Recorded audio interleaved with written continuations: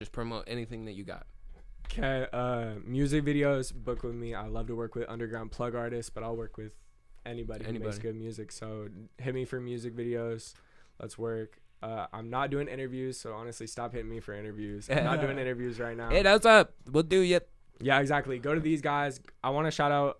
Go to the Dog Pound podcast. Bro, for real. Yeah. He's killing it with shout out the interviews. Dog Pound dude, bro. And we fuck with you, bro. You're doing it right. I like it. And hey, if he doesn't want to take you as an interview, that if these guys aren't ready to take you on as an interview, that's fine. It's not personal. Just be patient. Keep grinding. This shit's bro. in my house. Yeah, Remember exactly, that. Like, I gotta trust you to pull up to my crib. Literally, there's that. You know There's what I'm also saying? just like, honestly, bro, like I said, always put in more work. Always keep grinding. Yep. Be consistent with your work. Welcome back To the show. We are back at it. Like a crack addict. Right now, we got our special guest, Austin, also known as Rare Vigils, bro. Everyone give a clap for him in the studio. You know what I'm saying? Appreciate y'all. Hell Appreciate yeah. y'all. Clap for you guys. Thank you for having me. I Hell appreciate yeah. it. Hell yeah, bro. Appreciate you it. coming, man. Yeah. Yeah. We know that you're moving here pretty soon. We got a lot of good stuff to talk about because you've done shows, you've done clothing, you've done, I don't know if you've done music, but you've done photography for sure. Yeah. So you got a lot of avenues to explore, and that's just your business. bro. Real quick, you know what I'm saying? let's run the people down. What do you do?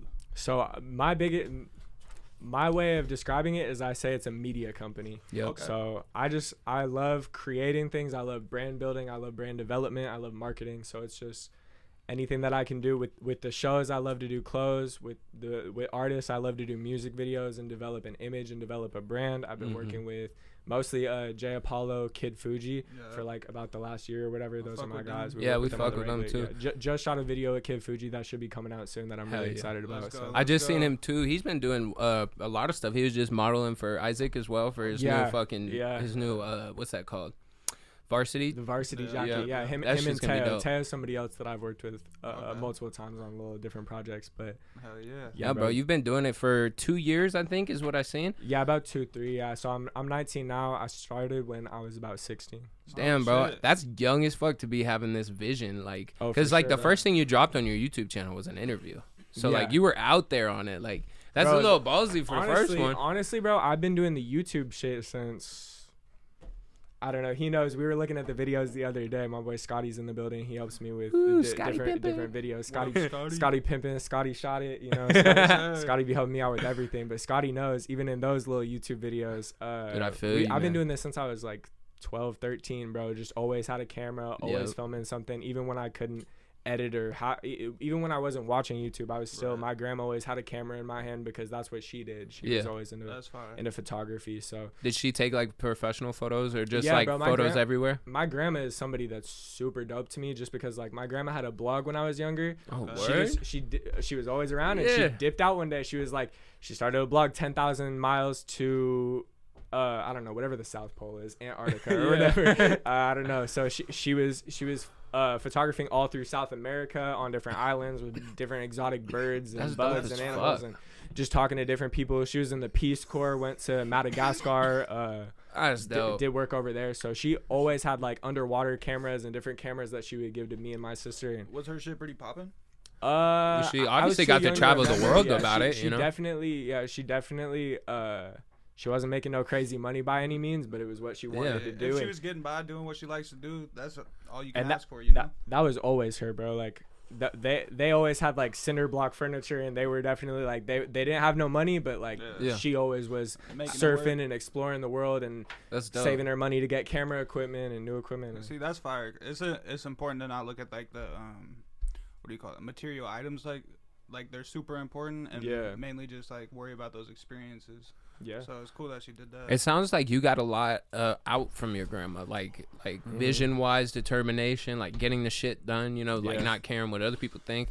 You know, were you very close with her when you were younger? Like, did you hang out a lot with her? We went on road trips a lot, so it would be like, again, my grandma's crazy, but at the same time, like, I definitely think there was influence there that I didn't pick up on until I was way older. Because when you're a kid, you don't really think about it too much. You're not being all like long term. It's more just like what's making me happy now. What am I doing now? And we were doing everything from me and my sister like taking pictures and going on Microsoft Word and typing up little news articles. We would leave them in the little apartment mailroom, you know. And That's fancy. just trying to do something, just trying to get people Yeah. to see whatever we were doing, trying to get attention. Well, that's hella That's creative awesome. at a young age, bro. Like when I was young, I low-key did a similar thing. I started YouTube, and when I was 13, And then I started Twitch streaming right after that, bro. Wow, that's early for Twitch. Yeah, well, it was when the Xbox One had the Connect. You remember? Okay, So like, it was super easy. All you had to do was go on Twitch, start broadcasting, and I had the Connect, so you could see my face.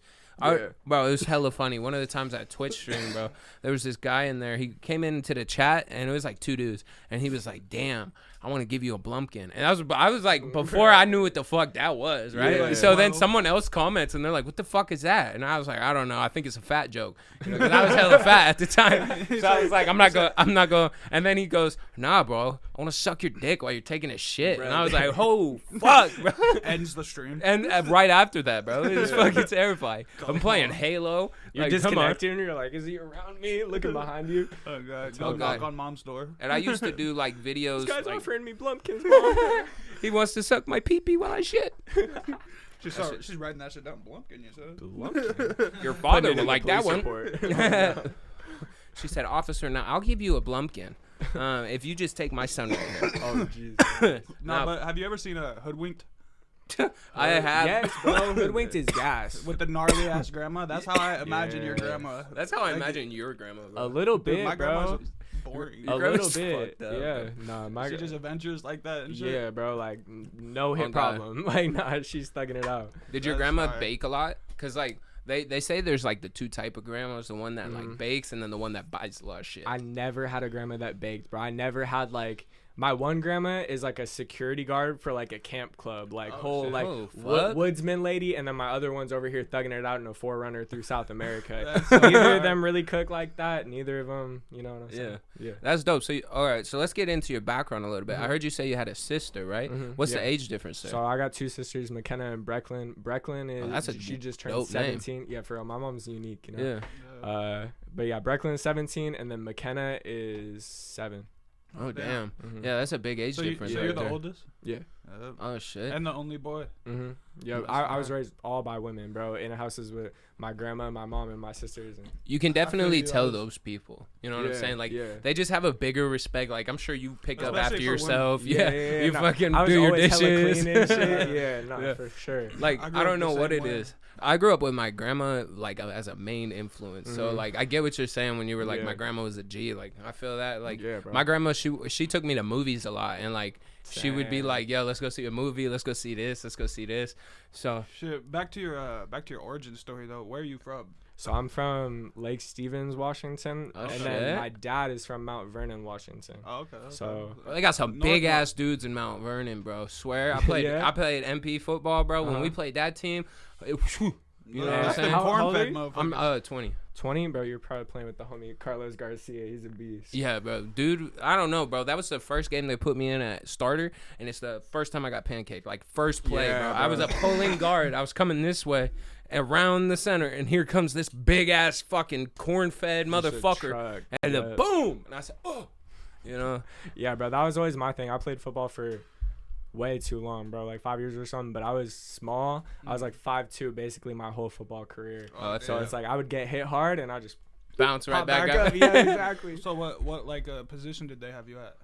Safety. Safety. Yeah. Being a quick little fucker. Yeah, I tried. Yeah. Again, I wasn't very good at that. I played a lot of sports, bro. I did football, basketball, wrestling, track. I did all that, but just like the thing that was probably best I was wrestling or like maybe hurdles and track. But Oh yeah. Did you have like the over the top dad who was like at all the practices and shit like that? bro, my dad to this day can't like shout the same because the way that my dad he would be on the side like whoa clapping it up, big clap. That's That's fine. fair. Yeah, Filthy, bro. bro. My dad was very, very supportive of me, and even my sister was a cheerleader. My dad's the grown ass man standing up, Yeah, knowing doing the every cheers, word, bro. clapping. Yeah, Let's go. That's filthy, bro. Yeah. Shout out to your dad. I need man. some I'm clapping in glad. the mic. Though. I'm fucking up the audio. No, I fucking so like I didn't grow up with my dad coming to my sports. He came Mhm. once with his best friend, but that best friend was dating my mom. So when everyone pulled up, Who was that? I was Jesse. Oh, When everyone pulled up, I was like, "Yo, these are my 2 dads." Yeah. And they looked at me and they were like, "No, it's not like that." To everybody, and I was like, "Nah, it's like that. Y'all are weird." They all look Yo, the same. weird. That's hella funny. Nah, bro, that was always a thing for me. I was talking to him about that yesterday. It's like, damn, bro, I don't know what it would be like if me and my girl weren't together anymore and I had another dad in the picture or whatever. Yeah. That's something that like as a dad, bro, I get how they have issues sometimes with like the stepdad and stuff, because it's like that can be a tough situation. Oh God, but I don't know. Like, I felt like if the stepdad has like obviously done more and been there more and all that shit, the real dad really don't got room. And you know what I'm saying? I had a cool stepdad. Yeah, bro, me too. I always grew up with I had two different like kind of men in my mom's life or whatever for basically like the majority of me growing up, and they were always good guys. You know what I'm saying? We didn't get along too much for one of them, but yeah. So did your mom and dad split then? Yeah, my mom and dad separated when I was 5. My dad moved kind of like to Arlington for a little bit, and then from there for like the last 10 years, I think he's been in Mount Vernon. That's where I met him. Oh, okay. Scotty. So was it kind of like the situation where you were going back and forth, or was it like you picked a house to stay at? I was definitely, I was at my mom's for like 4 or 5 days a week, and then I'd be at my dad's the remainder of the week. No, right. That was quite the travel, huh? Yeah, bro. It's like an hour drive or whatever, but I never minded it because, I don't know. My mom's had a lot of like anxiety and stuff. Like I was saying, I didn't really get along with my stepdad all the time and stuff. And so it was a nice break. And I was terrible at school too. So yeah, exactly. It was cool because again, my mom too is pretty like uptight, pretty strict, like helicopter parent. And then my dad, ever since I was like 7, he's like, you're a grown ass man, go do what you want. So I could go do hood rat shit, go to parties, go do shit like that at my dad's house, and then at my mom's house it was very much like structure. Exactly. Yeah. Making sure I was a good kid, making sure I wasn't. That's just the women instinct, you know. Take care of their babies, get them done right.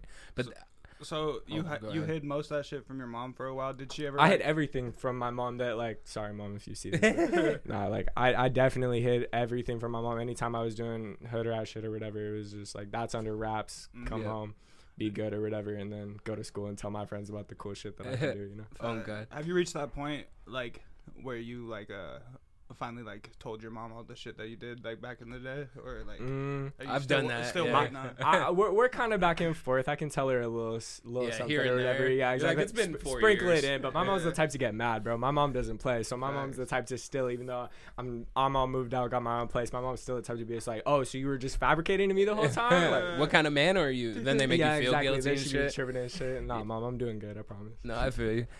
It's kind of funny, like I did what he was saying to my grandmother, because I grew up in high school with my grandparents, because my mother had drug issues, and like she just wasn't able to really keep it together for a teenage boy, you know. Yeah. And so when I got to my grandparents, you know, I was like, we were talking a little bit off mic. I was selling weed for him. I was hanging out with him every day.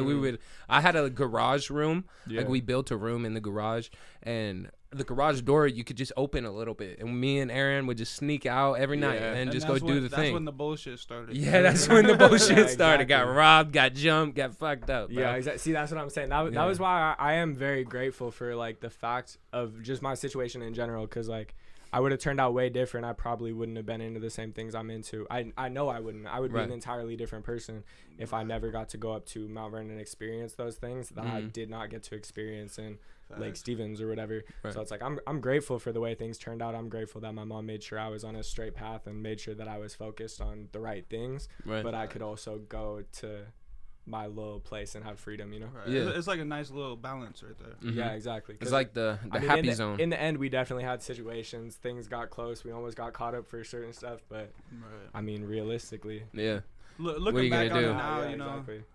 all that shit just seems smaller. Like in the time, it seems like this could be the end of my life. Yeah, exactly. You think every situation you're gonna, bro, this is my future, bro. It's over. Like, I'm not doing anything, bro. It's like getting in trouble in middle school. It's right. Like, it doesn't fucking matter. Like, they didn't tell me until the end of 8th grade that they were like, none of this shit matters. Like, all of middle school is bullshit. My little sister's in middle school right now. She got like lunch detention, and my mom and her were talking about it. I looked at her. I was like, don't go. Like, they're not gonna notice. Don't go. And if they do notice, you'll just have to go the next day. Not anymore, bro. School is crazy. I looked at the same high school that I went to like 2 years ago. Now they got it all gated up around it, one way in, one way out. Like everything's all strict. Everybody's searched. You can't miss school. You're on attendance contracts. Like what?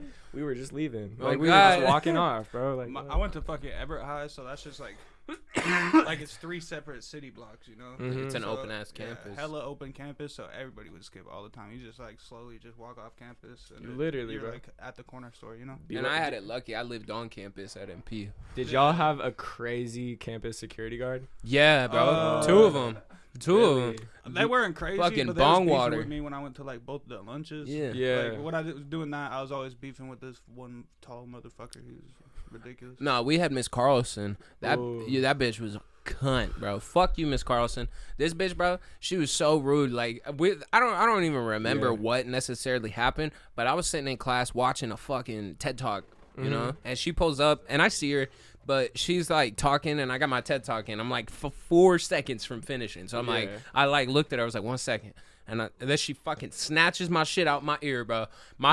I stood up so quick, looked at her, and then my other teacher, who was dope as fuck, she came up behind me and was like, Ethan, chill out. Yeah, chill she's out, the cool calm one. She down. knows, yeah, she's like, I'll walk with you. I was like, you better, because I don't know what the fuck they're on right now. Yeah, literally, you know? bro. They're pressing me. Pulled my motherfucking headphones out. Bro, on God. And then Bongwater hit me with his bike, bro. Like, I was trying to walk off into the car and to get my lunch. Huh? The dude's name is Bongwater? His name, it was Rainwater. Oh, but you call him Bongwater? We called him Bongwater. And the motherfucker had like 17 DUIs, rode a bike to school, looked drunk every time you seen him, and he had like this mustache that just and it was white, and he was bald, nothing here. He was a cunt, bro. People would make fun of him yeah, being a drunk and bald and Bongwater. That was his name, bro. I had a PE teacher like that. Bro, he was and so like, fucked. I hated him. He was like the weights teacher, so like he'd be up there talking, and then like there's kids in the back being, Soren's a drunk. Like just throwing that shit out there, like you can't tell where it's You have coming to from. walk. And then like he'd get pissed off at the whole class because you don't know where it's coming from. Bro, that's fucking hilarious. I was always a bitch when the funny kid learns how to throw his voice from across the room. Teachers turn around. Who said that? Oh God, bro, I had a funny teacher, bro. He thought he was so funny. My civics teacher, bro. Yeah. Mr. Sherry, I think his name was. This motherfucker, bro, learned me and Aaron smoked. Every time there was something about stocks and weed or anything, he would say it out loud and then go, Ethan and Aaron, y'all gonna get on that one, huh? And we were like, what the fuck? But what's dope Those are about chill teachers, no, though. but yeah, he was hella cool. Like, try and get y'all suspended or whatever. No, yeah, he was hella cool. I had one teacher who would go, I always smell you before I see you. And I was like, what, sir? That's not that okay. That was my first period teacher. I'm like, you gotta be like on shrooms or something. I'm like, you're crazy. Like, you just don't. You're not a regular teacher. Oh, God. But, teachers, yeah. Teachers, man, I like love/hate them, you know? Like, I know they're trying to make their difference and do their thing, but when you got a burnt out teacher, that's just unfair. You know what I'm saying? My thing is, I like people who treat you like people. And again, like when there's campus security, but they're a dick, that's when I don't like you. That's when it's like a problem or whatever. But like we always when we were in like middle school or whatever, we had we didn't have a security guard. We had like a full on cop or whatever. Yeah, he was a cop we had the that rest in of the high day, school too. And he would be there, and he was cool, bro. He walked up to the lunch table, chop it up with you. He looked like Steve Harvey, low key. But he would just like chop it up with you, be cool. And then once we got to high school, we had Janet. And Janet's rumor was Janet could run like a 4.540. Yeah, so bro. You're not running from Janet. You're not getting away, bro. We had the similar one in my freshman year. We had this motherfucker Gene, bro, at Meadowdale. This motherfucker was like 6'8", old as shit. Had like the BFG looking hair, you know, like the little grizzlies on the side. This motherfucker followed me all the way like a mile and a half off of campus. And then I like noticed him, but I just kept walking, you know. Yeah. But I get to the store and I look back and he looks at me and he goes, what you doing? And I was like, I'm getting lunch. He goes, oh, okay. Walks back. No. Yeah, just walks back. But the thing, they used to say motherfucker Gene used to hide up in the trees, bro. They used to say he was in the trees and that when he would jump down and be like, what are you doing when you try to fucking walk off campus? Somebody's pulling out a little jewel back in. Oh, God. And what's funny is that like my uncle, my mother's brother, he went to that school. Yeah. And that was like the first year Gene was there. So like when I went there, he was like, how's your Uncle DJ? And I was like, well, he's a bum, you know, but he's working on him shit. He's getting it together. Oh, God. But DJ would be like, yeah, every time I was about to get in trouble, homie Gene would take me to the bathroom and tell me to empty my pockets first before we went to the principal's office. And I was like, yeah, because y'all were on some weird shit, like meth in high school, bro. Like, who does that? That's crazy. Maybe he shouldn't have did that, you know? Nah, that's a plug, though. That's cool, because, I don't know. You be punching fish tanks? Do I be punching fish tanks personally? Yeah. I haven't. Quite the question. No, Quite just because I walked up into this person's house the other day. Do you know the app Bumble? Do you know what that is? It's like, is it gay dating? No, it's like just normal dating. It's like normal dating, but it's also like find me a friend dating. You know what I'm saying? Like, just like kick it, like yeah, like find a friend. For like, yeah. Right. So like my girl's on that because she doesn't really know nobody out here, so she's on that trying to find friends. California. Okay. And out here, back and forth. But she was just never really making friends wasn't really her strong suit. You know what I mean? She met me 5 years ago, and then I became her best friend. So it was like, that's just how it's been. Anyway, I lost it. Say it. Bumble fish tank. Fish tank. Yeah, Thank you. I fucking lost it for a second. Weed. Fucking yeah. So the fish tank. We pull up. My girl's like, yo, this girl. I've been talking to her. We should pull up to her house. I said, what? And she was like, yeah, we should just like go hang out with them. They're inviting us over. I was like, babe, have you met these people before? Yeah. She was like, no. And I was like, no, I'm not going to their house. Maybe a public setting. She's like, I've Snapchatted hello with her, and I was like, tell the bitch we want to meet in public first, you know, like I'm not trying to die. And then she was like, that chick was like, oh, we really can't go out right now, whatever. Then we can't link. Right, and then no, but my girl was like, so we're gonna do the same thing we always do, watch TV, and I was like, you know, get your fucking ass in the car, let's go. If we're gonna die, we're gonna die. Like, fuck it, okay? So I'm feeling adventurous. Yeah, and it turns out they were different than me, that's for sure, but they were cool. Okay. In a different way. Like they didn't have the most friends in high school, but they weren't like lame. They were kind of middle of the lane. Middle. Yeah. That's how I was. Yeah. So like, I walk in and I'm looking around. They have the living room set up as their bedroom and the bedroom set up as their living room. And I was like, oh, that's a little different. That's intense. That's still right. That's and I weird. was like, so we go. So I'm here you to hang out. like it, walk though. right into the bedroom. Yeah, right into the bedroom. And I'm noticing they got like 18 fish tanks everywhere. Like, there's a fish tank on this side, a fish tank in the kitchen, and then they're all, like, mossy and gross looking. So you punched one. No. And then I walk into their living room, and they have this huge-ass tank. And then there's just a fucking hole right in it, and it's cracked. What? And I like, when I seen it, and there was, like, grass and shit in there, my first thought was, like, spider, big-ass spider in the box, okay? I looked at them, I go, what's in there? It was empty? It was empty. Oh, wow. And they go, it was a fish tank. We don't drink vodka anymore. I was like, excuse me. What? You fucking got mad at each other and socked a fish On tank. some domestic dispute. You know what I'm Yeah. saying? But then after that, they didn't, like, I would have guessed these people. It was a bit sketchy, but I like them. I might hang out with them again. But they Hey, could have real, been though. serial They're killers. real, though. They I could just have hope been. there wasn't water in the fish tank when he punched it. No. Then you got like a guarantee you there movie might have scene been. type. Just punch it. Just Dude, all it'd be hilarious. flood in the bed living room. And they had like a lake water in a bucket in the room. I was like, Lake what? water? Lake water. with Did like they a tell you it was crawfish lake in water? it. Yeah. And then they said there was like, they had like 18 little baby shrimp in this one fucker with like a beta. And then they had like another fucking weird looking fish. And then they had these like worm things. And he goes, here's the name for this thing. And I was like, it looks like a worm. I'd be terrified to drink anything. He was like, they get this. Oh, yeah. In that He house. was like, here, you want some water? I was like, It's got minerals. It's like a sea moss shot. Right. But no, they told me they punched that shit. And after that, I was like, oh, where's your TV? They go, oh, yeah, we don't have any TVs. Red flag. Yeah, that's red why, flag. red flag. You ain't got no fucking television? What do you Whoa. do? I'm They surprised y'all talk didn't to get each it. other. That's intense. No, like, it's cool. That's intense. Right? But like, you gotta run out. But they punch fish tanks, so it really can't be working too well. Yeah. You know? Well, I Sometimes- mean, hey, once you remove that alcohol, I guess. Yeah. Yeah. And they gave me a fucking. I was sitting there, I was talking about my podcast, and they were like, yo, that's hella dope. And then I was talking about, like, Eno, because he said something about it. And I was like, yo, that's dope. Dope. I was like, yo, that's dope. And he was like, you want one? And I was like, yeah, bro, I want one. So he goes in his room, pulls out this fucking email, and he hands it to me, and he goes, bro, you can have it. And I was like, no way. He's I'm like, sorry, yeah. what is it? It's an email. So It's like, like for oh, dabs. Eno. yeah, Okay, for dabs. So he That's gave me hard. that, and then he gave me like 420 feet of hemp wick. That's Bro, that's lit. I've been wanting him. Right? I Right? just haven't bought it. And I it used was to just have a it back weird in the day. encounter, you know? It was like, I don't know how I felt about it. But Could maybe have died. that's their thing. They could've just be been hitting good. like the weed and the psychedelics and just getting in long Joe Rogan-esque conversations. Yeah. Well, see, they know about podcasts, but I was like, you know, this, and they were like, yeah, we're not really on all that. I don't know. They were playing like gypsy music. What type of podcast do you listen to? I listen to Two Bears, One Cave. I listen to Bad Friends. I listen to sometimes I listen to clips of Joe Rogan, but not very much. And then like, I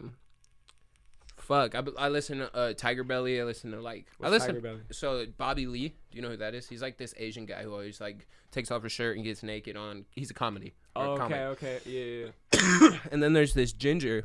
Have you ever seen Community? Yeah, Is it the Asian teacher from Community? It might be. I'm not sure. He was on Mad TV for a long time. Mad TV. Yeah. That's a throwback. You remember that? It's not. Barely, bro. I was never allowed to watch that shit, like SpongeBob and that. You weren't allowed to watch SpongeBob? Nah, bro. My mom always I had a told me cousin like that. that was my mom. Like, Yeah. my dad wouldn't care or whatever, but my mom would be like, nah, like, I that's never not going to teach you understood anything. those. That's not going to bring you any value. So just watch something else. She would have me watch, like, superhero shit and, Yeah. like, not really educational shit, but just, like, Did you watch Power Rangers? a little. Yeah. What was like the main cartoon on in the house when you was growing up?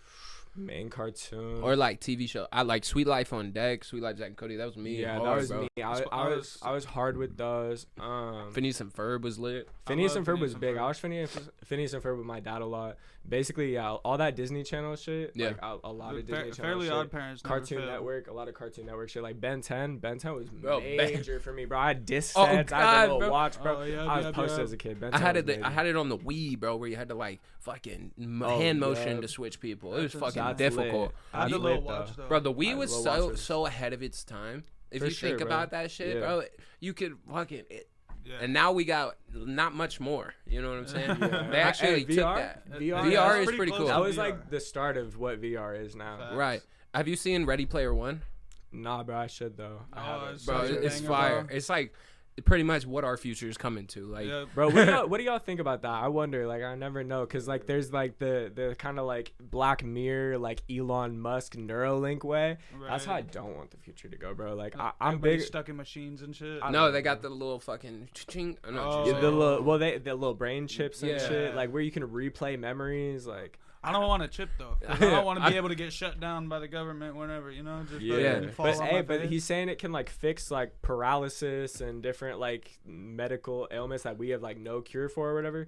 He says that it can fix that, and that's just gonna be the start. You know, people are gonna start to do that to like cure disabilities, Right. and then it's just gonna become more and more mainstream, and then I think this We're is. gonna get overpopulated. I think the fucking the first probably in our lifetime, those Mhm. chips will be fine. You know what I'm Yeah. saying?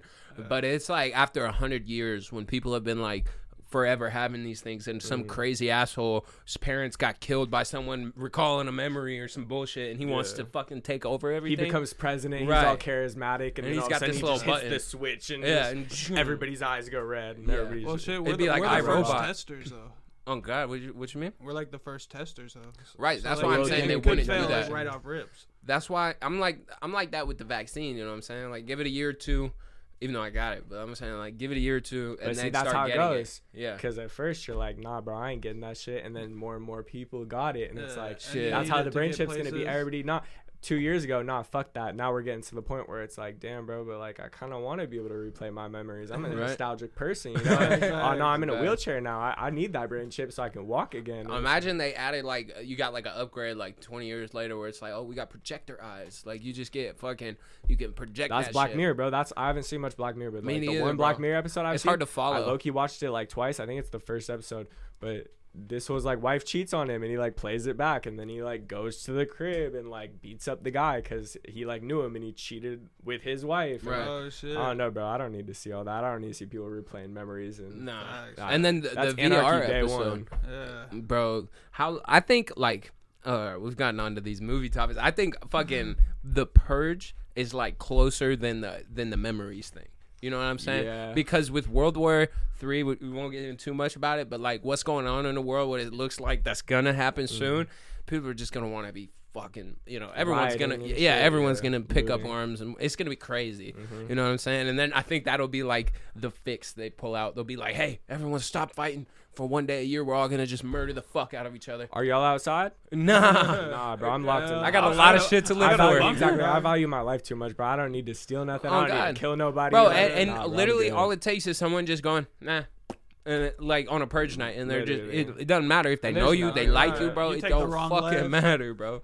Yeah, Nah, bro, I'm out staying there. 20 feet in the ground with 3 like steel doors. Like you got me fucked up. I'm not, Yeah. but like I totally think that like that whole concept of the movie where like the rich feed on the poor and they fucking, you know, like they treat them like, I think that is like that's what's like crazy about it. But like I see a lot of that happening now. Like, you know, celebrities are getting more attacked because they want to open their fucking mouths about, you know, problems Yeah. like working or whatever, you know, and it's just like We don't need you talking about the purge influences. yeah. Oh god. Oh god. over here on their 3 million Instagram, like, hey guys, we're purging tonight. Yeah, got our swords. You know what I'm saying? Like, fuck that. What was the most recent time that you done soiled your pants? Done soiled my pants. Shit in the britches. Poop bricks. You know what I'm saying? I have no idea. I wish I had a good poop story. Zebra stripes in the pants. Like, that's what I'm looking for. That's why I never wear, the little white Supreme boxers. Never wanted to pull out the white Supreme. Like, I don't want to wear white boxers in general. You know what I'm saying? Literally. Like, sweat and all that. Just be that's just musty, bro. No, I'm strictly black draws. Oh, God. Are you briefs or are you boxers? Boxers. You know the polo joints? Like, the kind of loose ones? Yeah. I like the polo ones. Okay. I'm real tight with the shit. I'm like the Calvin Klein's, the Calvin Klein's bussin'. Yeah. Calvin Klein's fucking champion, fucking Hanes. I'm trying to get Hanes as a sponsor. Tommy's. I hate Hanes. You're tripping for that. Hanes socks Fruit are of the bad. Loom. Yeah, nah, bro. I'm trying to get them Walmart like beaters, brands. Fruit of the Loom all the way. Like, I don't know. Oh, God. What do you think? Why do you think they started the wife beater? You think I'm wrong? About the beaters? Hanes for sure for the beaters. It might be Hanes. It might be. It might be, but everything else is. Where do you think that name originated? White beater? Yeah. Because it's always some like, no offense to stepdads, but some drunk stepdad ass. Yeah. Full drunk, just got home from the town bar playing pool for a couple too many hours. Comes home and just starts getting into it. Starts yelling at his son. You're nothing. You'll never be nothing. You're not shit. Go to your fucking room. Fucking feel this. You ain't got it. Feel this muscle. You know what I'm saying? Drink your milk. He's like, boy, I told you to stop playing. Yeah, exactly. Or it's that guy. Yeah. Exactly. It's always the wife beaters wearing the wife beaters. Oh, God. And I just wondered, it's a very monumental word. It's kind of like the word, like, cunt. I low-key think it started from a TV show or something. Have you guys ever seen King of the Hill? Yeah. Yep. It might have started from King of the Hill. Probably. I think it God originates damn it, way Bobby. further back. Tony, we need a King of the Hill impression. Give it. God damn it, Bobby. God damn it, Bobby. I haven't really watched the show, Yeah, that's fucking perfect. Are you an impression guy? You can. No, yeah, he is. Give him another one. He'll try it for sure. Ask this guy for his Dobby. He goes crazy. No. I do it too much. He needs to hear it. He needs to hear it, he says. I thought Harry Potter. No, let's get it. All right. What? I gotta think of what he says. He says the letters. Dobby is a free elf. You know what I'm saying? He said, Master gave me sock. Literally, bro. Yeah. It is pretty good. It is, bro. I fuck with Harry Potter. You a Harry Potter enthusiast? I was always big on Harry Potter movies more than books, but I've definitely read the books. We're in that same generation. I didn't read all the books. Yeah, bro. That was major when we were growing up, bro. Major, bro. Harry was an influence, you know what I'm saying? We grew up in such a good time for movies. Perfect now, times, everything's remade. We were at, like, the end of where, like, they were kind of still making shit. Right. Like, and we were still young when Avatar came out. Yeah. What'd you feel about that movie? Like, that's probably hands down one of my favorite movies of all time. The Blue People. Yeah, not the not Airbender. The that shit was whack. Avatar's cool. That shit I was was never too big on Avatar, bro. Superhero movies were my big thing, bro. Like Marvel. Yep. Marvel was major, bro. I came home from watching that first Iron Man movie that came out in like 2008 or whatever. My grandma, bro. I came over to my grandma's house. She was trying to help me build like an Iron Man suit out of cans. She's like, "We're taking it to the fair." Like, that's filthy. My mom was on some similar shit. I fucked with Hellboy as a kid. You ever seen Hellboy? Hellboy's hard. I used to be hella into it, bro. My mom used to get a towel, roll it up, put rubber bands in it, put it in my pants so I had a tail, and then I used to fucking wrap the arm up with a towel too, so I had the big fist, and I had like a play gun. I'd just be like, "Yo, what's up? What's up?" That's I walk outside. What's up? Hellboy's fire, bro. Put goggles right here, bro. I had the setup. You know what I'm bro. Mom was OG. Costume. Oh God. The only thing is, I'm like, for the longest time, was it ever your fantasy as a kid to want a trench coat? Want a trench coat? Want a trench coat? Because I definitely wanted a fucking trench coat, bro. Because the Matrix that's people. Kind of some school shooters. Bro. That's a little white boy shit. No, because the Matrix, bro, they all wear them fucking cloaks things, you know what I'm saying? Trench coat. They all wear them leather trench coats, and then, all the cool people wear trench coats. Detectives, fucking people that flash in public. Yeah, Superman, you know what I'm saying? Definitely on that. That was my thing. I for sure wanted to hit him with the little I would wear Spider-Man costume under the clothes. And right. Yeah, do that one scene when he's about to hit Halloween. fucking Green Goblin and he pulls that shit. I love Spider-Man, bro. I've seen every Spider-Man in theaters. Bro, Spider-Man was huge for me. I was jumping down flights of stairs, about to break my leg. Did you used to get Did you used to get the ones that shot like confetti or some shit? Yeah, bro. I used to get the silly string one, but silly string was all over the crib just because I'm shooting it at the house, bro. Like, I have a distinct memory of like being probably 6 or 7, and this guy Tony's over at my mom's apartment. and I pull out one of those and I give him one, but it ain't got no strings, so I'm just fucking getting him. Him and my sister. I was like, fuck yeah. Literally. And that shit is so annoying, bro. It smells like balloons. Oh, like, God. I have, so sticky, bro. I hate that shit. I don't even know the last time I think I had some silly string. Or like just fucked with something. Bro, you know? I hate a motherfucker that'll run up behind you and just fucking in your ear, bro. Silly string the whole like back of your head. Bro, school. I used to fight over that, dude. This is some like raised by female shit, but the Cameron Dallas movie, bro, he fucking silly stringed the camera in that movie, and I thought that was some G shit. I was like, bro, if I ever gotta do something illegal, just right at the camera, bro, cover it up. Yeah. I feel you on the raised by mom shit, because I watched like all those Hallmark movies as a kid. The Blind Side though, bro, one of my favorite movies. I cry to this day watching it, bro. To this day, I haven't seen it since it was on the Hallmark channel, and I was watching it. It's been that long. You gotta watch this one called Mrs. Winterborn, bro. That shit's on the fucking. That's on the Hallmark channel. That's on the Hallmark. This shit's filthy, bro. So love story, you know. But I feel you on the superheroes. Like, superheroes played such a big influence in my life. Yeah. You know, like, I always thought Spider-Man was the coolest because he never killed people. You know what I'm saying? Like, in the movies. Because, like, everyone Iron Man hit with a blast, they dead. You know, everyone Hulk fucked with, they're dead. You know, Thor. They never mentioned that, though, in Iron Man that much, that you're getting hit with, like, plasma. Thousands of degrees. Like we've seen what the shit could do. All the other superheroes kill people, and like that was weird to me. I was just like, what the fuck? They're superheroes, but they like Iron Man or Captain America's beating the shit out of people with this metal ass shield, bro. Like it's pointy, you know what I'm saying? Like, and like I just thought Spider-Man was the most OG because he's a kid and he saves everybody he can. Like it's like relatable especially when you're younger. Yeah, and you're like, bro, I like that could happen to me. So give me give me like 5 years to spider bite. Every time I saw a spider, I was just like, I'm going on every field trip I can.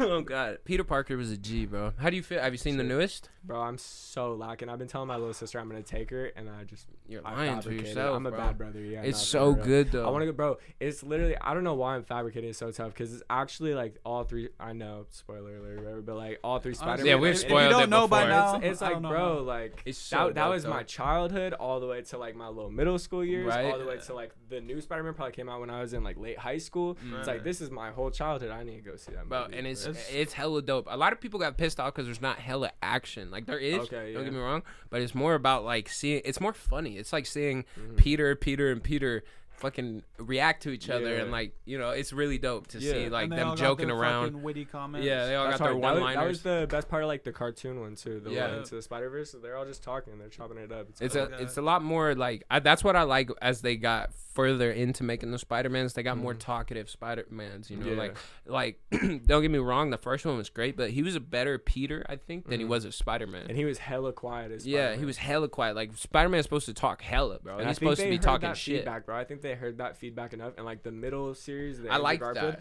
It's good, but it's very dramatic. Yeah, so it's like once you get to these newer ones where it's like Marvel's owned by Disney, everything's a little more upbeat for like a lot of the movie, and it's like he can talk more and fuck around more. And I think it's dope because they brought him at a younger age, so he's like still trying to like have fun as a kid. It's not so stressful because he's got MJ and Nate. He's not taking it all serious, being all introspective. And there's still there's the Avengers too, so it's not like every huge problem is on his shoulders. He's literally just taking care of the neighborhood. I wish he had an Uncle Ben. Nah, fuck that. I wanted to fuck his Uncle May. I mean, you want to fuck his Uncle May? Yeah, you know what I'm saying? Like just. Nah, bro, that was the thing. Like when we were coming up, there was a lot of like solo superhero movies. Now we're at the point where like we're older now, and it's just got everybody. They got the budget. But see, that's what Marvel mastered compared to like DC. I don't know if DC you saw sucks, bro. I was a huge like. Bro, Batman, DC, Robin, like Green Arrow was huge for me. That Green The Flash Arrow show? The Flash show. Those shows for like me in middle school, bro. Every night, 8 p.m. on CW or whatever. I'm in bed late up. My mom's coming in at 9, and she's like, go to bed. Right.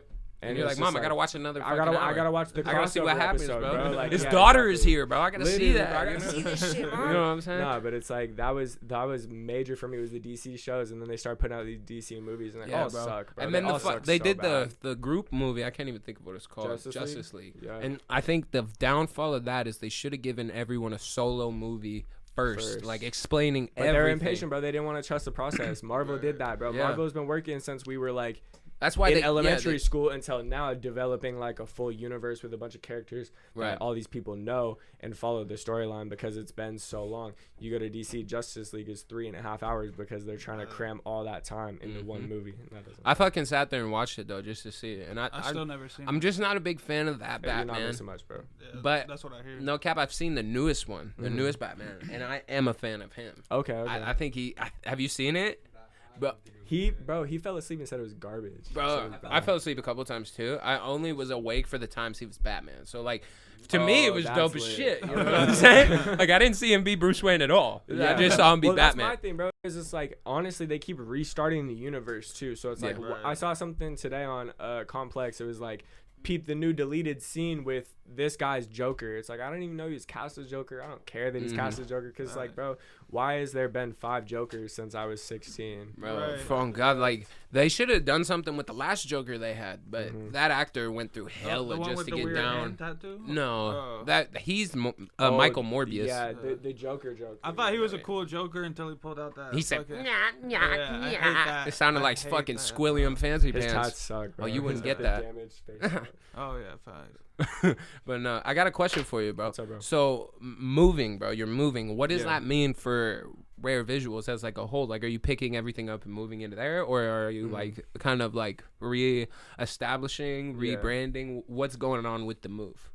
So, I definitely love Seattle. I love working with Seattle artists, but I've worked with kind of LA, Bay Area, Riverside, IE artists before. I like working with them too. So that's a scene that I'm really excited to go and explore and do new work in. Right. LA is only temporary though. I'll probably be there for like 6 months or whatever, a little bit longer. And then I'm moving. I want to move to Texas and work in that scene. So it's like, it's Bro, very Texas is building up a huge scene right now. it's A kinda lot of scene, comics are going there. A lot Yeah. of fucking music artists, bro. music's going on down there. It's and supposed to be like- the media capital, like here pretty soon. Yeah, and it's just it's an awesome place. It looks like to live. So it's Yeah. like I'm looking into moving there. It's just very much about working on my craft and also working in new scenes, becoming a Right. better networker, building my network. Just It's kind of good 'Cause to you're like plant your developing. feet in all these different areas too. yeah. Yeah, It's like I feel networking like for sure. I feel like I'm established in Seattle. Like Yeah. I could do more out here. Like obviously there's Right, way right. more I can do out here, way more work that I'd love to do out here. I'm gonna come back in about like September for a little bit. I'd love to bring some money to like a couple artists and like start working on artist development on a Hell bigger yeah. schedule. Yeah. Not a bigger schedule, but on a bigger Platform. Yeah, exactly. On a different level. You know what I'm saying? Start doing what I'm doing now, but with new equipment, with new skills, becoming like music videos. Music videos are a huge focus for me right now. And that wasn't always the biggest focus, Right. but I've gone through a lot of stages of really deciding that I don't want to do things if I don't want to be the greatest at it. Right. You know what I'm saying? And like No, I feel brand that, bro. development, marketing, like these are things, music video direction, like these are things that I think in 5-10 years I can be Like a pro like at. world class level at it. You know what Yeah. I'm saying? And it's like, and at that point I still don't just want to be doing that. Like at that point, like you said, I've done shows before, I've done events Right. before. I would love to do that more. Like for a while, I didn't. You like hosted them? Yeah. Okay, So okay. I was doing that when I was 16, and honestly, like if it wasn't for COVID, you probably would have seen like 8 more Rare Visuals shows since then. Right. But it's just like when I was planning I planned one show the first summer when I was 16. I planned that as a pop-up shop because I was working on clothes super heavily. Like clothes was the start of all of this. So Is that kind of like on the back burner now, or is it still a main focus? Yeah, it's definitely clothes is one of the main things that was like, if I don't think that I'm gonna be the greatest at it, I would much rather outsource it to my friends that are extremely talented at it. So it's like I have friends like Kane Too Nice, hit him for any cover art or any graphic design. I love to have him design things for me. Don JPG, I think is his Instagram or whatever. But Hey, shout out y'all, bro. Donovan. Keep doing your craft. Yeah, bro. These are like insane guys in graphic design that when I drop merch, they're my designers that I just pay them to do it rather than doing it by myself. So it's like that's definitely creative direction for clothes, something that I'm passionate about, and that I'm gonna continue to drop clothes. But it's definitely like you said, on the back burner. Right. Hell yeah. That's dope though. So like, do you have like a hit the ground kind of rolling plan for when you get to LA? Like what? Are you, so like, do you have an interview lined up or something? Or So are you filming photography? I've done work with these guys 4L down in California. I'm gonna put y'all on right now because these guys are insanely talented.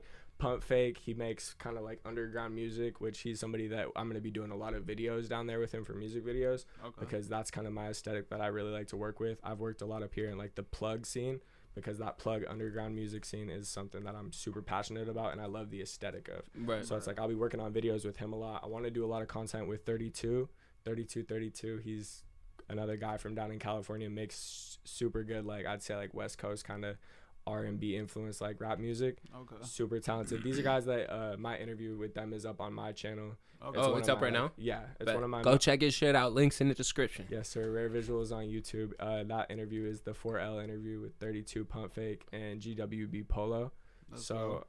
Yeah, those are guys that I'm gonna start working out with. Their camp 8K. I don't know if you guys know MCM Raymond.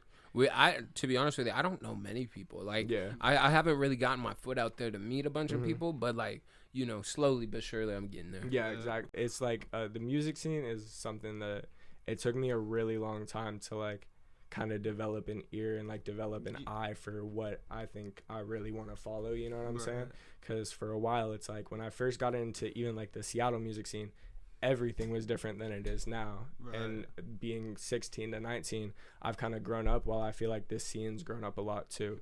So it's like there's certain things that I've seen even in the outside of Seattle, like in the greater music industry, like I paid a lot of attention at multiple different levels and to multiple different scenes. I really like try and study this shit the best I can. So just guys like MCM Raymond, their label 8K with like him, MCM 32, King's Most Wanted, Girls Love Dev. That's kind of like a scene that if people out there know, like these are people that I'm going to be connecting with down there that I'm really excited to start working with. That's dope as fuck. I can't wait to see how it turns out, man. Thank you, bro. Oh God, like that. It just looks. Well, I'm glad that you do have the plan, because we were a little worried when you say you're moving. We just want to make sure that everything's set up, because we'd hate to see Rare Visuals fucking go down. Definitely, I'll never stop putting out like Rare Visuals content. Like I've not thought about it, but I've definitely had like the thought pop up in my mind of like, what if you did rebrand? Like, what if you tried a different name or and like started over? Because again, it's weird when I started out making clothes, and I'm now, when you talk to me, my main focus is more like music videos and events, and it's like people don't really get that, but it was very much like a long journey to get here, and again, like a lot of development.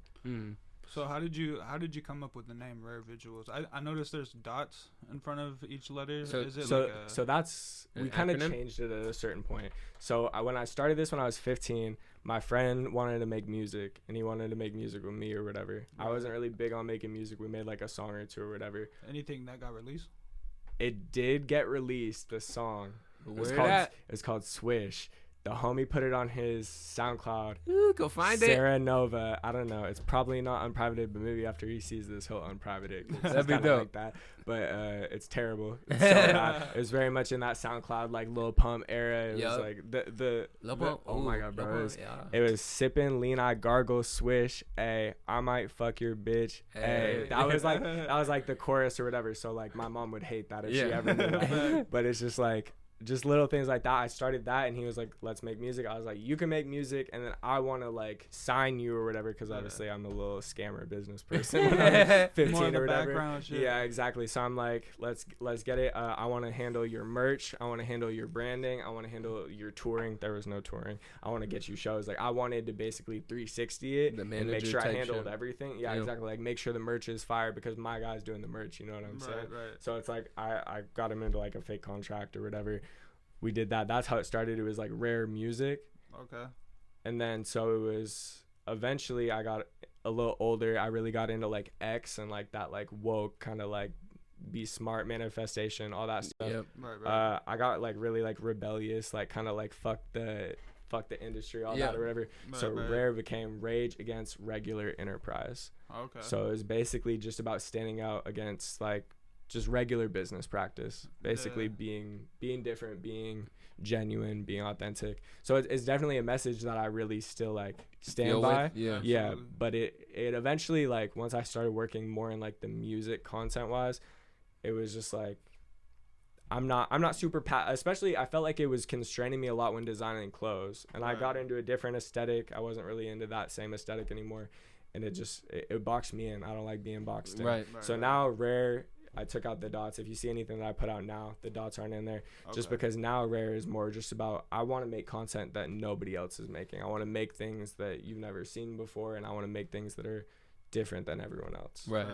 I mean, that's a genuine ass reason to be in it, you know. And now the rare with the dots, they're actually gonna be rare. Like, so when you blow up in the future, all those find clothing somebody pieces with the dotted fucking clothing, you'll be like, yo, here from the start. We dropped those OG pieces. There's probably like 15 pieces or something that like, that's if dope. you got it, and it'll be different. And those people remember, and a lot of that is just people that like I knew or that knew me locally, like in Mount Vernon or in Lake Stevens, that bought those pieces, and they'll still hit me to this day supporting. So that's how dope. Yo, buy a motherfucking t-shirt from us. On the subject. yeah. Check out the links and everything. That's all over the screen, huh, Tony? Yep, and that's what it looks like.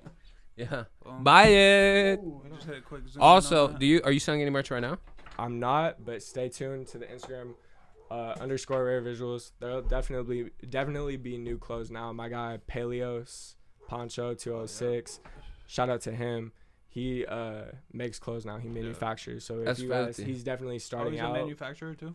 He's starting. So he's starting out. He's getting his team together. He's getting his employees together. That's dope. This kid's 16 and he's basically a genius. We've chopped it up with him a little bit. We were gonna go to like one of his pop-ups. Yeah. The flea markets that he does are super sick. His clothing pop-ups are sick. Like, he's just a genuinely creative, loving dude, and he's somebody that within these next couple of years, he cares a lot about Seattle and about the Seattle music scene. So he's somebody who's really, you guys are gonna start to see become like a prominent figure. That's dope. And respect to bro, because he's only 16 and he's really like, making a mark in that shit. He's somebody who's super smart, because I met this kid when he was like 13. Goofy ass kid, just doing random stuff, having little parties or whatever. He was always super social and funny, but eventually he got older and he started hitting up me and he started hitting up Isaac, and basically just picked up all the game he could from us, everything that I learned from like. Bro, that's cool. What Isaac do? He be giving out the secrets, for bro. Sure, bro. That's hella dope. Isaac, when I was when I was 16 doing my first show, like Isaac popped up to like sell clothes or whatever, and he always was giving me game, and me and Isaac sent each other designs for years on clothes, just every day, sending each other stuff back and forth, talking, like giving each other feedback, and really trying to just like help each other grow. So I think we're both the only ones to get 2 interviews with him. So yeah, far. Exactly, bro.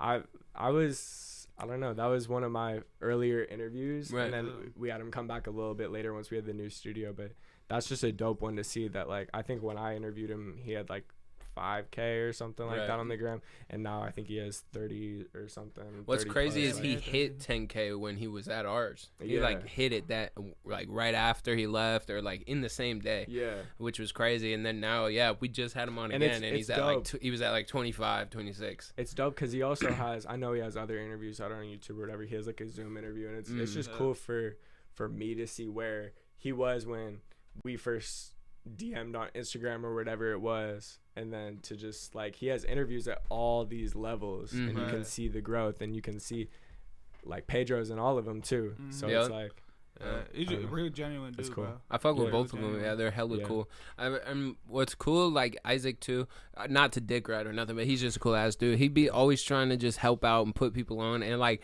it's guys like him and like you that have that energy that's so genuine. When you meet them, things are automatically like guaranteed to work, in my opinion. Like, because you look and seem like a very self-confident guy. Like you have a vision, you know where you want it to go, and you're not gonna let no one to tell you what is possible and what's not, because I believe too, because they'll always tell you it's not. They will always tell you take the safe route, and they may even love you too when they're saying it. Yeah, but I had this conversation with my uncle like not even a week ago, bro, and he told me, he was like, I don't think you know what you want to do. And I was like, bro, like, trust like me. Respectfully, like, you got that fucked up. Like, I was like, no, that's not true. Like, trust me, I know, but I'm not gonna like pull up to the family gathering and tell you my business plan, you know. And like, he definitely had some good points about like, he switched his answer. He was like, maybe I think you know where you want to get, but I don't think you know how you want to get there. And like, still, I don't necessarily agree with that. You know what I'm saying? I believe that too. I believe it doesn't matter how, when, or any of that. The how and the when don't matter. But if you believe it's gonna happen, bro, then it's gonna happen. Bro. You know what I'm saying? Like, so when he says that, all I hear is like, he is fearful because maybe he tried something and he quit early. Yeah. You know what I'm saying? I got told this early. It was like, you know, you're on step 25 right now, right? Completion's at step 52. Yeah. But you can't tell that. You don't know. You're just going on faith. You're just taking a step every day. Yeah. And if it takes you 5 years and then you get to fucking step 52 and you really are making it then that it's worth it, right? And bro, it's going to be so beautiful at 5 years, bro. And it's like, I've been doing this 3 years. If you would ask little douchebag 17 me, bro, when I was turning 17, I was with my friend Dara at the time, and I was like, bro, 17, like, this is our year, bro. We going up, like, we're blowing the fuck up. And if you look at what I was doing at 17, you can see my first interviews, like, we weren't blowing up, we weren't going nowhere. But it's like, I learn new things every month, bro. And every month I'm going through a new thing and a new little journey in life or in business or in content creation or whatever it is. And I'm always learning new things. So I'm fine if whatever happens, if I'm the biggest in the world in 5 more years, or if it happens in 2 years, you know what I'm saying? Like, I'm fine wherever it happens. It can happen in 10 years. And it's just like, as long as I know I'm working the whole time and I'm progressively getting more consistent,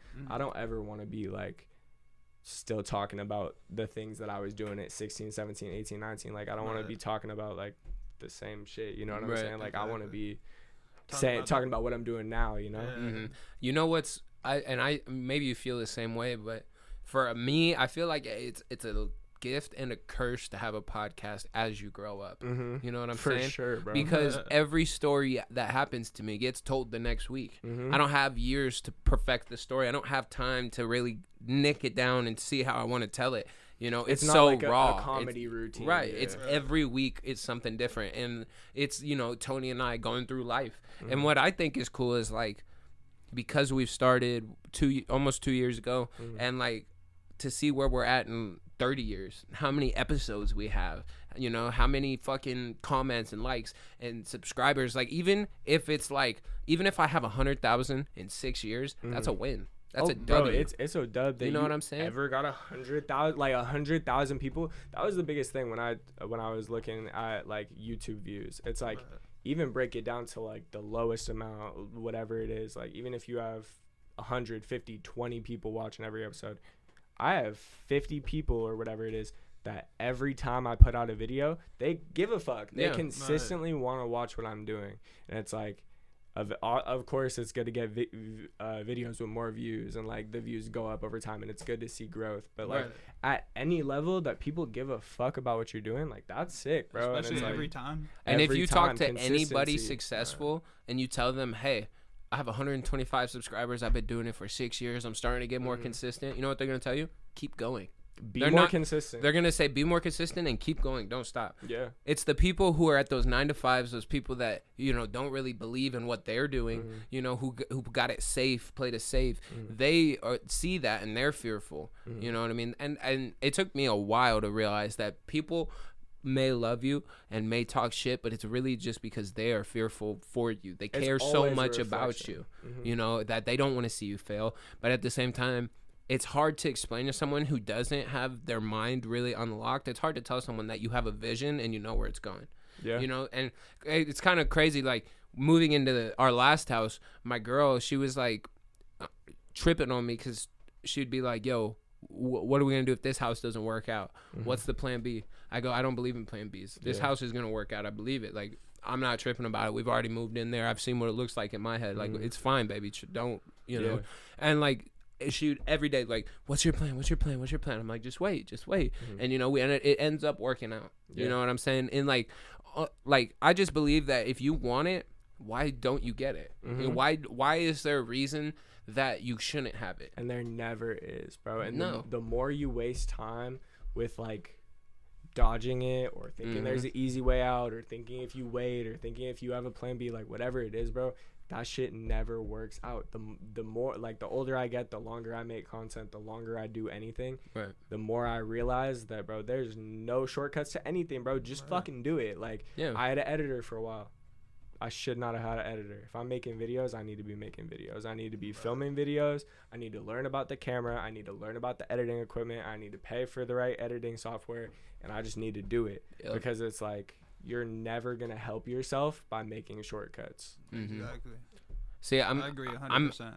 I believe in that, but I'm a big believer in putting, not necessarily, okay, so putting money in the right pockets. You know what I'm saying? So, like, I know that I don't have enough time to sit there and like edit 3 videos and prep and do all this crazy stuff. And especially in the future, I know I'm going to have even less time. Yeah. You know what I'm saying? So I'm really big on putting people in positions that I trust and that I can like just like let them go crazy on it. Yeah. You know what I'm saying? So like for Instagram and shit like that, like Tony does a lot of that. Yeah. Like pictures, captions, clips and shit.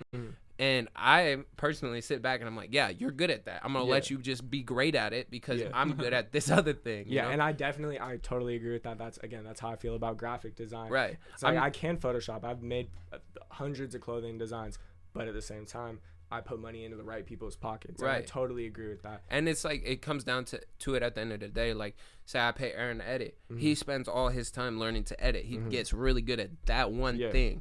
And then later down the line, I have someone as an editor that I trust that I can have, you know, talk to these people and get across the message and look that we want and that we have, you know what I'm saying? So like, it's always, I don't know. And my wife, she hates it. She's like, you need to be a handyman. I'm like, what the fuck? I hire a handyman. Like, I'm not tripping. You know what I'm saying? I'm not fixing my car. Like, I don't believe in that. I can change a tire. I can change brake pads. If I need to do something around the house, I can change a light bulb or whatever. You know, whatever I got to do. But at the same time, if there's something that I don't know how to do, I'm not going to try and be a handyman. I'm not going to try and learn how to be nah, bro. I'm going to pay somebody to do it. And for me, it makes me feel good to be able to, like, put that money in their hands. Like, if it's someone good and you trust, like, it makes me feel good to be like, all right, I'm helping you out. You're helping me out. Especially if it's a business, bro. Yeah. If it's a local business, if it's a local, somebody you know, whatever, like, I love to put money in people's, like, hands around me because that's just...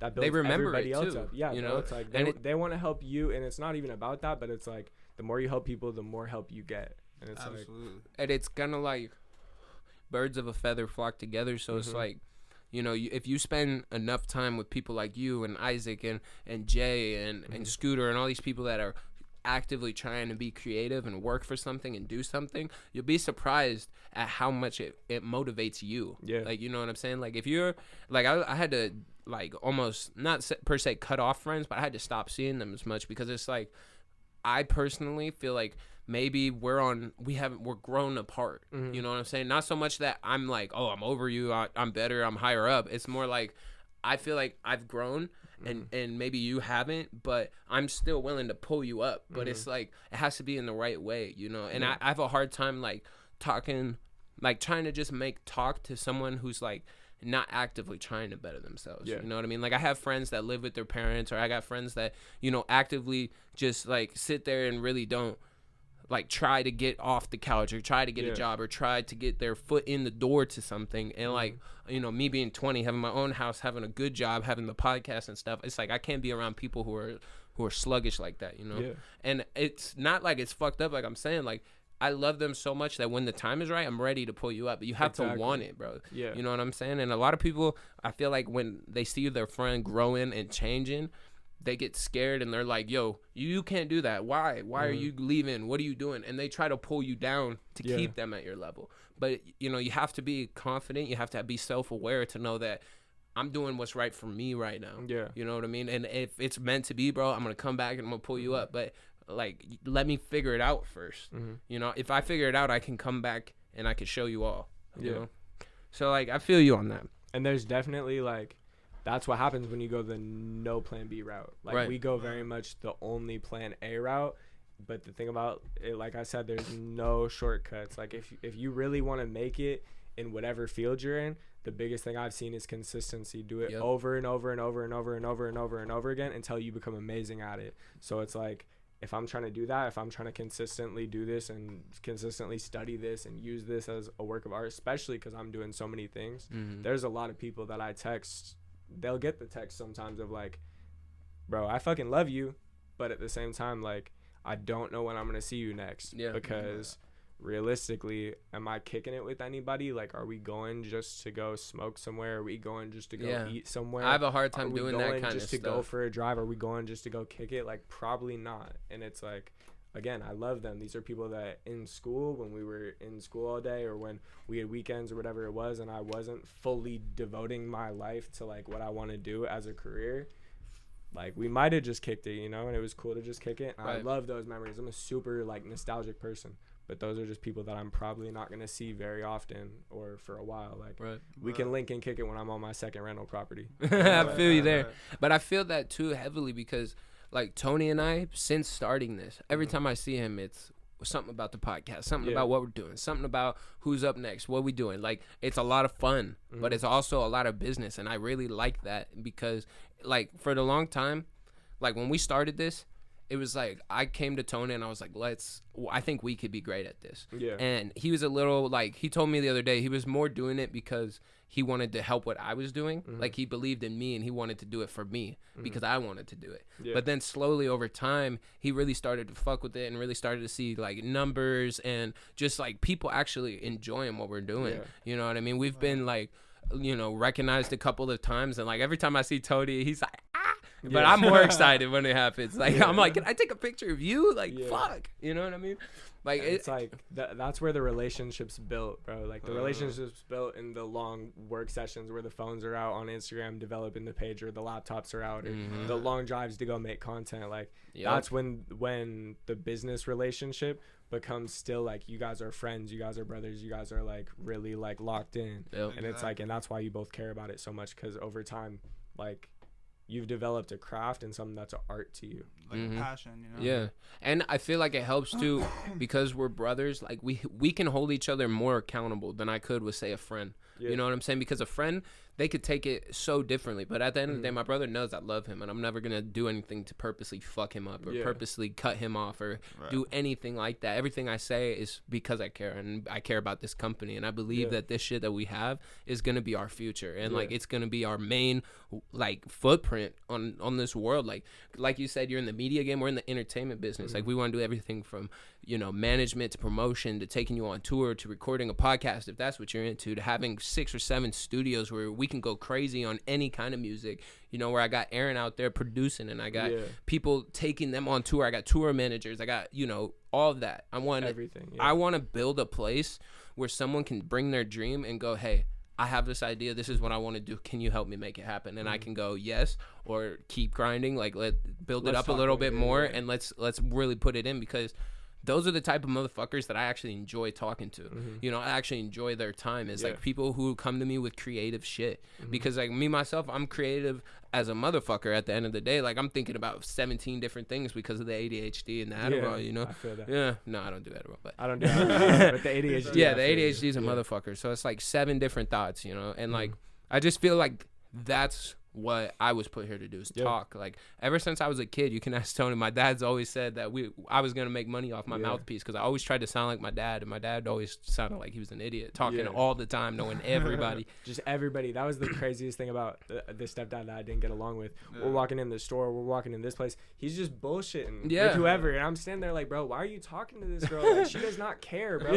But he's just talking, like, to talk. That's how my dad would be too, bro. Like, he'd be walking and people would go, hey, doggy, because that was my dad's nickname, and he'd be like, oh, I used to babysit this kid, or I fucked his mom, or you know what I'm saying? Like, it was got a story for everybody. And then, like, I don't know, it got to a point where, like, me and Tony are like my dad's prize. You know what I'm saying? Like, we're his pride and joy now that he's, like, fully off of drugs and out of prison and, like, fixing his life up and shit. It's funny. He works across the street from a sticker company, and he fucking walked in there with our stickers, and he goes, yo, my sons do a podcast. They're really dope. It's ET Homegrown. And what's funny is that the cat that worked there knew the podcast. Yeah. He was like, oh, I know them. Those are your sons? Tight. He's bro, like, and it happened to be one of Tony's, like, old high school friends. You guys have a crazy recognizable brand. Like, right. I don't know what it is. I don't know what it is. It's either. The blue and green, bro. I don't know. It's not blue. It's the colors to it. It's green and red. Yeah. Fuck, bro. Nah, but you guys, it's just recognizable, and after people see it for the first time, they recognize it. That's my whole thing too. It stands out. Yeah, when we were making it, it was my whole thing was if they see it one time, they're gonna remember it for when it's bigger. Yeah. You know, because that's what I'm into. Like, because I spend an hour and a half sometimes on Snapchat fucking tapping every person's name to send my promotion to. Yeah. And it's like, fuck, I lost the thought. Where was I at? I'm talking about the logo. The logo, yeah. So I wanted it to be fucking vibrant and, like, really catch your eye for when, because my whole thought is like I said, I'm not worried about the how or the when. So, like, when they see it now, that's a picture you're gonna remember. So when you see it later and it has maybe 10,000 subscribers. It's getting like 4K every video. You're going to be like, oh, fuck, I remember those guys. That, yeah. Oh, they're getting bigger. Let me hop on. You know what I'm saying? And that's just the type of shit I'm into. It takes time, bro. It takes a lot of time. Like, even at the highest level, I remember I saw the No Jumper show at episode 1, but I didn't watch it. But, like, it got to episode, like, 16.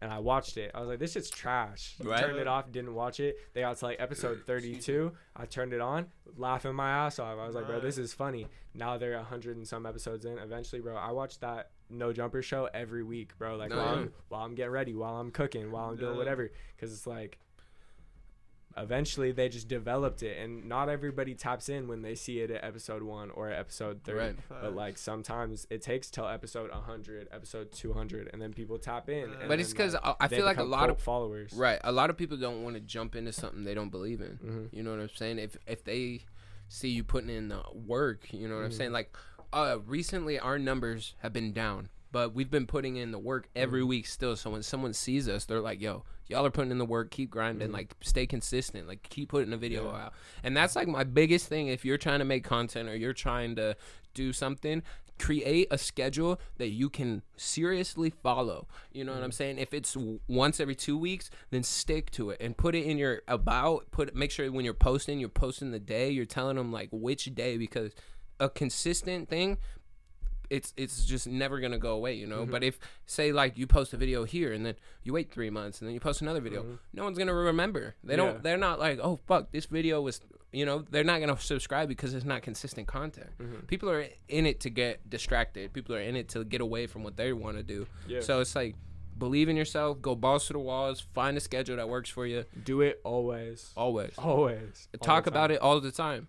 You know what I'm saying? Like, and even if you think you're doing it always, you're not doing it always. And that's me, bro. That's me. Is like I'll think I'm doing it. I'm like, bro, I'm doing this all the time. I'm editing every day. But it's like, you still might not be doing it all the time. Like I tell my rapper friends, going to the studio once a week, once every 2 weeks, and having a show once a month does not make you a rapper. Saying you have a rapper name, saying you do it like that does not make you a rapper. What makes you a rapper is when you consistently put in the work. You're working on brand development. You're in the studio every fucking opportunity you get. You really should have a home studio if you have those resources available to you in any capacity.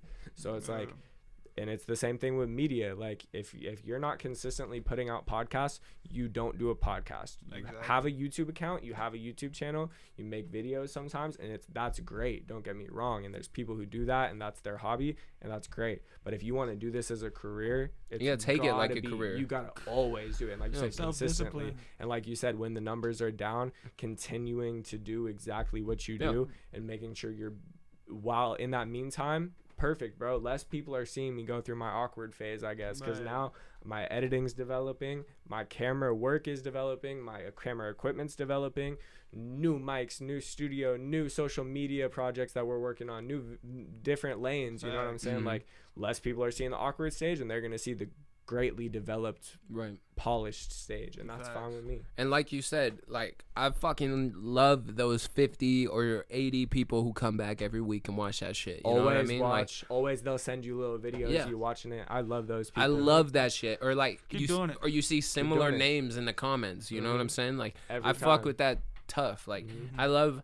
Like, we've gone through a couple phases. Like, we did one where we had like a code word throughout the episode where like if you had it, you said it in the comments. If you got it, that was dope as fuck. Like, see, that's dope for interaction. Yeah. And like we've tried to do more. And code word Playboy today. We're bringing it back. But like we've tried to just implement more and more. But like I've had so many people go, you should do this with your show, or you should make it so it's more followable, where you guys come in and you have strict topics every week. And I'm like, well, see, the way that I enjoy to do it is the way my brain works, where it's like, we're going to talk about something, we're going to go light on it, or maybe we'll get into it, like what we did here, like, it, you know, but like, I'm not worried about how deep or what we talk about. You know what I'm saying? At the end of the day, I can bullshit for an hour and a half. And I can have fun with my brother, and we're going to laugh, and we're going to do some fun shit. It's going to be a good time. Right. And at the end of the day, it's more fun. Like, don't get me wrong. There's been some episodes where it's like, I don't want to fucking shoot right now. I don't want to. Like, there's, you know, things that happen. Like, there's been a couple that, like, I felt went terrible, but, like, you know, that we still put them out, and they did well. And so it's just crazy to see what catches the public eye and what doesn't, you know? it'll be the work that you're the most insecure about that you'll get some of the best feedback on. People like, do more of that, bro. I loved that. It's like you just gotta, because it's stepping out that comfort zone. yeah, Right. you just gotta like pick the meat and spit the bone. That's what my homie Justice told me. Pick the meat, spit the bone. That's filthy. Yeah. And like, I don't know, a big thing for me is like trying to keep it not so much relevant but different. Like I could give a fuck less if people think like we're staying up with what's happening in the world. I personally hate talking about what's going on in the world because I'm ignorance is bliss type of person where it's like I don't watch the news. I don't read the fucking like thing. I can't headlines. talk about the war very much, and I can talk about it some. But I'm like not obviously with educated that I know what's happening, but at the same time I'm a people person. Like what's happening over there, that's the conflict. I want both sides to just stop. Like I don't want any more Russians dead. I don't want any more Ukrainians dead. I just want everyone to calm down and resolve this problem. Like there shouldn't be bloodshed. You know what I'm saying? Like, but that's just the world we live in, man. But yo, we are getting towards the end of the show. I got a couple of closing questions that I think would be fun to ask you. One of them is, what's your favorite movie right now? Favorite movie right now? Oh God. Bro, I have no idea. Or a banger you've watched recently. Bro, I don't even know. I suck at movie titles. I'm gonna just say my favorite that I always say. Mac and Devin Go to High School. I watched it a billion times since I was in 7th grade or whatever. But I just watched Mac and Devin Go to High School over and over and over again. I feel that. What's your favorite ice cream flavor? Ice cream cookie dough. Cookie dough huge. Especially if I can get some like Oreo in there or something. I love it when they just fucking have all different kinds and you can go throw this in, throw that in. A blizzard is my weakness because you can have like fudge Oreo cookie dough, bro. What? Give me that. Oh God, give me the diabetes now, that, bro. Oh, literally, bro. I think I might get it eventually. Dude, I love sweets. I love sweets. I'm a sweets guy. Such a sweet tooth, bro. I'm a sweets guy too. I'm not fucking with it. Okay, and then a real question. So it's like, what's some helpful advice that you think your 16-year-old self would need to hear? Like something you would tell your 16-year-old self. That's exactly what I said, you dumb fuck. Yeah, but it was easier to understand. I'm gonna just say consistency. Basically what I've said in this interview, bro. I've just said in this interview anything that I've learned that I want anybody who might like what I do or like what you guys do. Basically, like, if they want to do something of their own, just be consistent with it. Do it all the time. Don't make excuses. Hold yourself accountable. Hold yourself super accountable. It's hard because I don't want people to get into like a overworker cycle. Because it definitely impacts your mental health when you get to that point of like, even when you think you're doing enough, do more. Yeah. But realistically, if you want to be at the highest level, I do think that that's what it's got to be. Take breaks. Take care of your mental health. Make sure you have fun with it. Like, make sure you have fun with it. Yeah, exactly. Make sure you're enjoying it. But whatever you're doing, always work at it consistently. Do it over and over and over again. And again, with that comes patience. You got to be patient. Because again, when I was 16, I thought I was going to blow up. When I was 17 and Mosey wore my sweatshirt, I fucking thought I was going to blow up right then and there. Like when I did a show with fucking OT Genesis or whatever, I thought that was when like I'm going to be a big promoter. And I was 17, bro. I can't even go in a club. Like, what am I talking about? You know? So it's like, definitely be patient, but always follow your dreams. Always consistently do what you do. I fuck with that, bro. Hell yeah. Hell yeah. You got anything for him before we get out of here? Oh, quickly, promote anything you have. We're going to throw this clip at the beginning. So just promote anything that you got. Okay. Music videos, book with me. I love to work with underground plug artists, but I'll work with anybody who makes good music. So hit me for music videos. Let's work. I'm not doing interviews, so honestly, stop hitting me for interviews. I'm not doing interviews right now. Hey, that's up. We'll do it. Yeah, exactly. Go to these guys. I want to shout out. Go to the Dog Pound podcast. Bro, for real, yeah. He's killing it with shout out the interviews. Dog Pound dude, bro. And we fuck with you, bro. You're doing it right. I like it. And hey, if he doesn't want to take you as an interview, that if these guys aren't ready to take you on as an interview, that's fine. It's not personal. Just be patient. Keep grinding. This shit's bro. in my house. Yeah, remember exactly, that. Like, I gotta trust you to pull up to my crib. Literally, there's that. You know there's what I'm also saying? just like, honestly, bro. Like I said, always put in more work. Always keep grinding. Be consistent with your work, and then eventually, maybe don't put this in the beginning. Just keep doing it. Baby. Keep following your dreams. Keep doing it. Okay. Hell yeah. I appreciate you coming on, man. Yeah, man. Appreciate Thank you you for coming bro. to the show. Rare Vigils on YouTube, _Rare Vigils on Instagram. Hell yeah. All that. Everyone go follow the shit. Links in the description. Make sure you stay blessed. Up top, down below. Love, peace, chicken grease. Scotty, what's your Instagram? Yeah, Scotty, throw it in there. Pull up to the mic real quick. Yeah, come on. We got Scotty pimping. He's sweaty. My boy Scotty Forbes 4 on Instagram. My boy AJ's running it up. Been helping him since day one. This is real life my brother. If I have a brother, this is my brother. Hey, and what y'all don't know is it's a fucking sauna in this room, so we're gonna end this shit. Turning on the AC, bro. I love you guys. Tap in. Too, bro.